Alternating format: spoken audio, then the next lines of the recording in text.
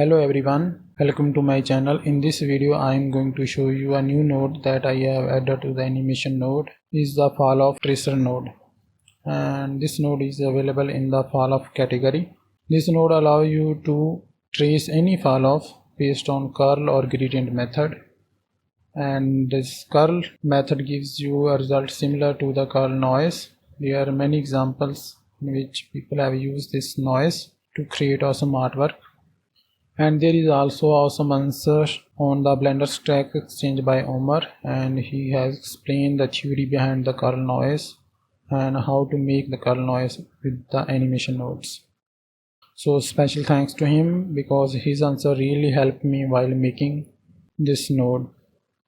So first I'll explain the settings of this node with a simple example, and then I'll break down one of my project file that I made for my intro video. So let's get started. So this node has three options, three methods basically: curl 2D, 3D and gradient 3D. And for output we have three types: stroke, spline and mesh. And for output style we have per vector and per iteration. Per vector gives you a curve or lines for each input vectors, and per iteration gives you a lines or curves for each iteration.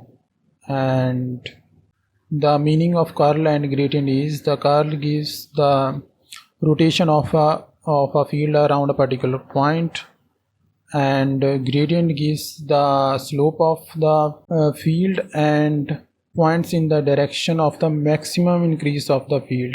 So in this case we are using fall off as a field. The reason for this fall off as a field because animation nodes allows to mix the fall off, and we also have a variety of fall offs, and we also customize the fall offs.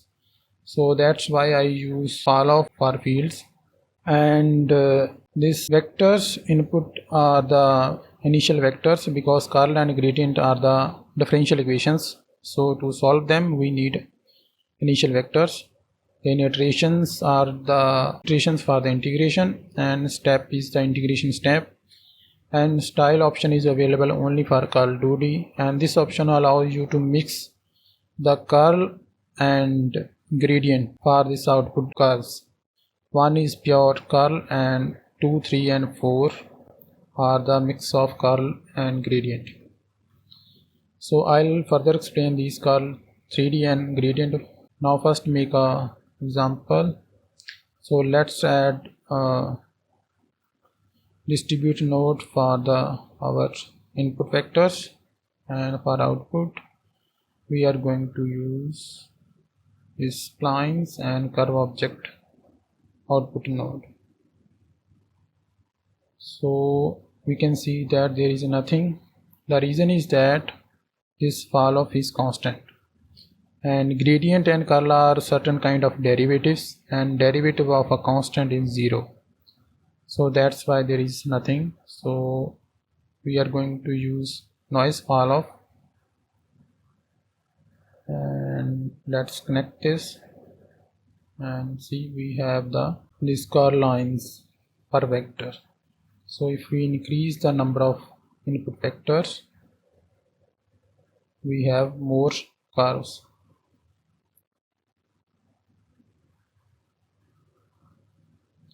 So you can use any noise.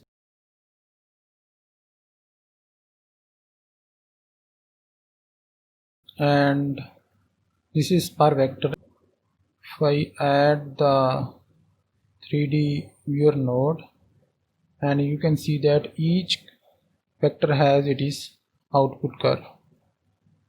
But if we change this to a per iteration, then we have per iteration curve instead of per vector, and it is more clear if you input a defined shape vectors, for example a circle or square or any shape you want. And let me increase the input vectors, and also we are going to decrease the radius.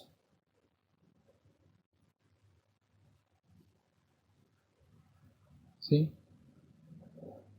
we have curves per iteration, and we can also make them cyclic by enabling this option.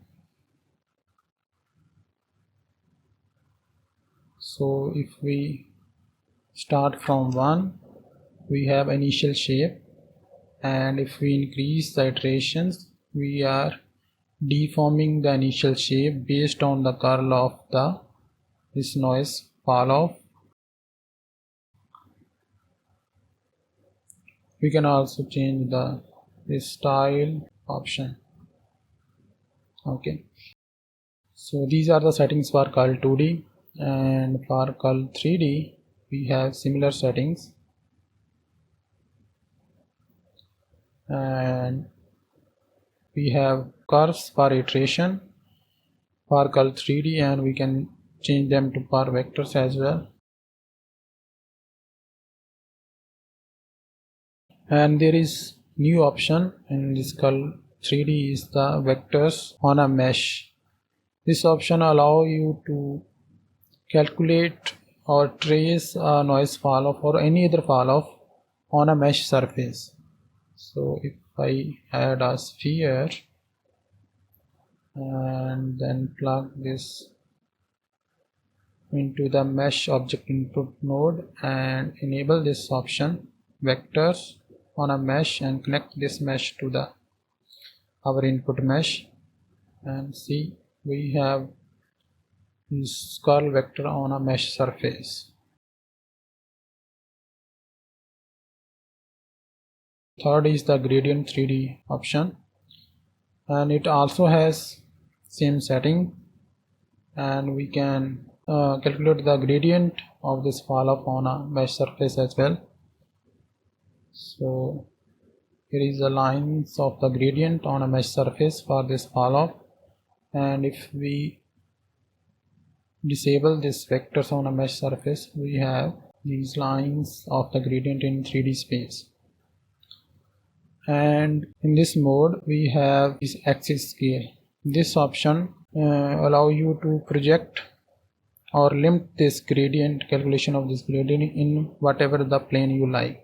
For example, we want to limit this in xy plane, so we need to make this z-axis scale 0, and see we have this gradient only in xy plane. These are the settings of this node, and now I'll show you how you can mix the fall off to create an interesting pattern. So we are going to add this mix fall off node, and then we are going to use object controller node, and we need object for this, and let's multiply them and increase the fall off width to 5, and I'm also going to change this circle to grid to get a nice distribution of the curve.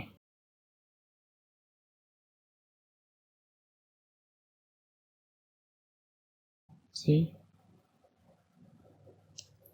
we are limiting this noise fall off within the fall of this object. So we can also do it reverse as well, means we don't want the noise fall off inside this empty.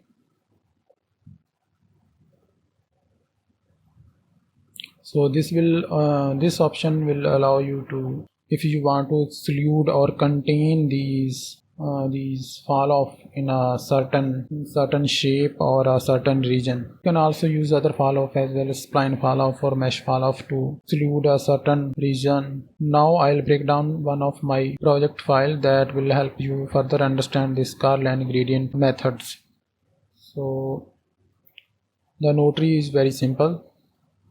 I'm using this noise fall off and changing it is x-axis with frame, and using this fall off for the fall off tracer node, and also using same fall off to offset the grid mesh. So if you can see that the center of the curve are forming where there is a minimum of the fall off or there is maximum of the fall off. Here minimum value of this noise fall off is negative, so these lines are anti-clockwise, and here where this red region the noise fall off is positive and the line is clockwise. So if we change this curl 3D to gradient 3D, and you can see that the gradient lines are coming from the minimum of the fall off to the maximum of the fall off, or from the valleys to the peak of the fall off. So, and we can also do the same effect that we did earlier by blocking certain region in this example. So let's add this object controller node and change this back to the render view. Exclude certain region near to this empty by mixing these fall off.